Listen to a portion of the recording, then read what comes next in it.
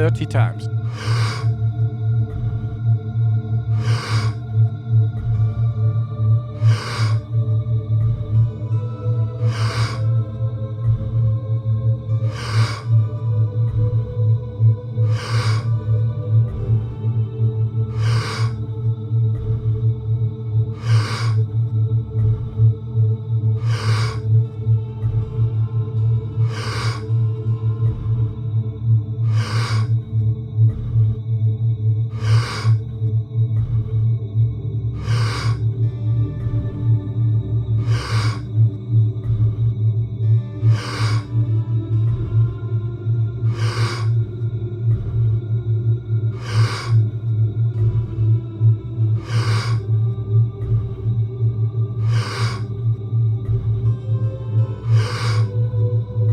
Ten times more.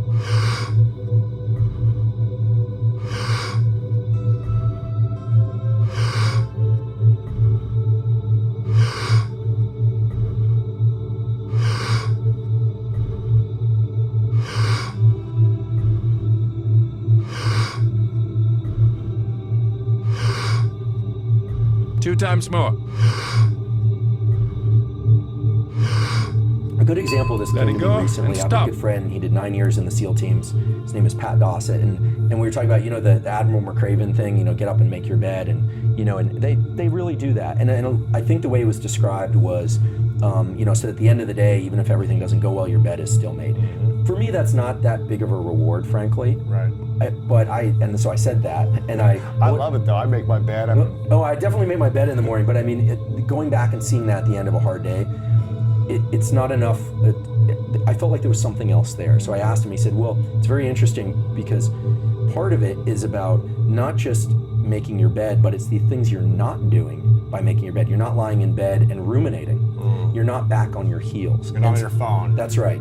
Yeah. So when you look at, and I've spent a lot of time with people in high-performing communities, mainly through some consulting work, but what you find is that we can all either be back on our heels, flat-footed, or forward center of mass. Yeah. And when you look at people who are in these high-performance communities, they try and keep their center of mass forward, almost through what seem like trivial things, like making your bed or making the cup of coffee. But it's not just about what you're doing; it's all the things you're not doing that can put you down the path of ruminating or put you down the path of unhealthy behavior.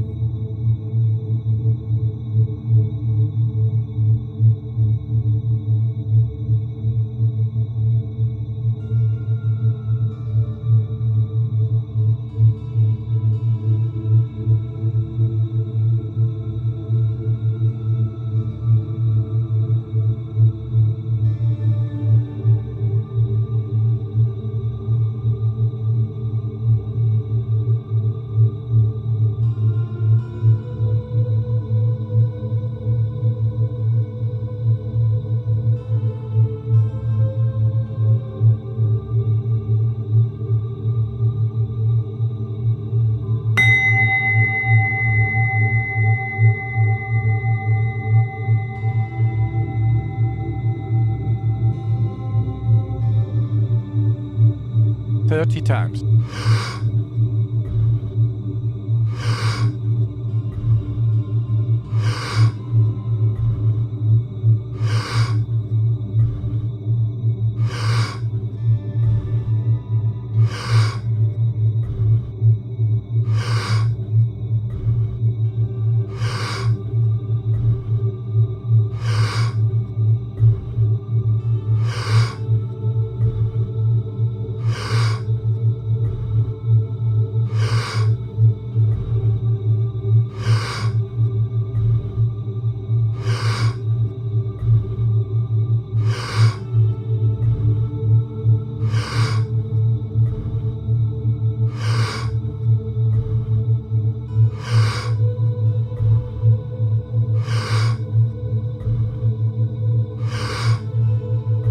Ten times more.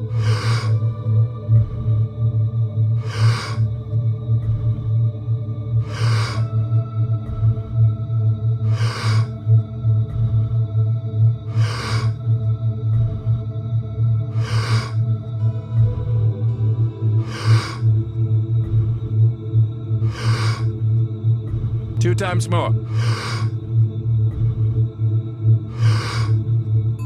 letting go, and stop. So the key to this is, if we want to be very concrete, we should probably focus on actions. And I'll use fitness as an example because it translates to everybody, whereas people's circumstances different. Let's say somebody really wants to take on a fitness routine. They hate running, or they want to lose weight in a healthy way, this kind of thing. So we've all heard the example, well, you put your shoes by the door on day 1. Day 2, you put them on. Day 3, you go out the door. Day 4, you walk around the block, and then, and then eventually like they're running marathons.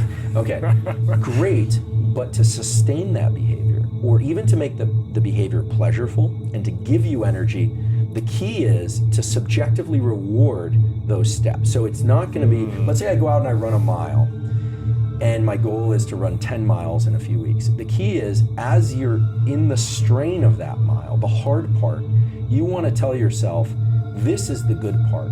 This is the part that gives me energy. And I'll be very surprised if people don't actually feel like they could continue further. So it's a journey of 1,000 miles starts with is made up of single steps.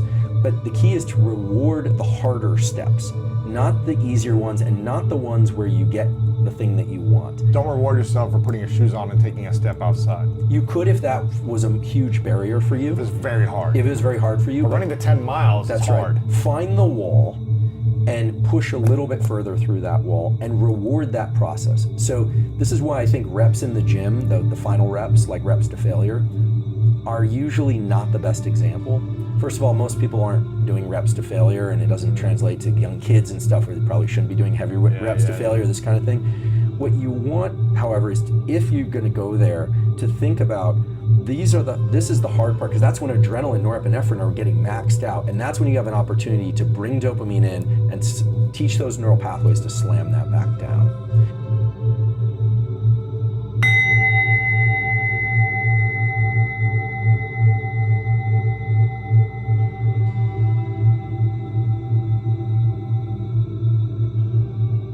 Thirty times.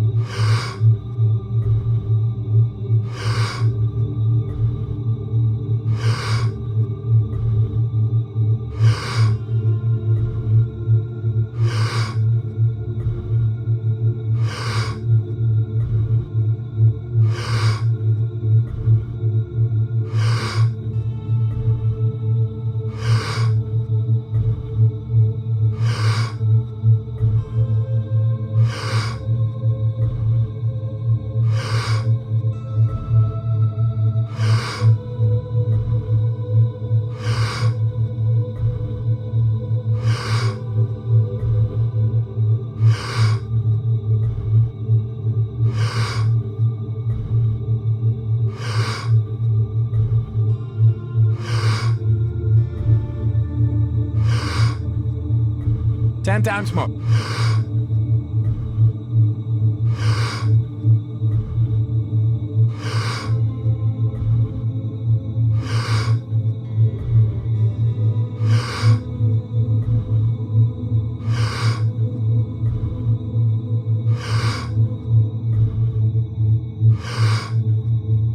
Two times more.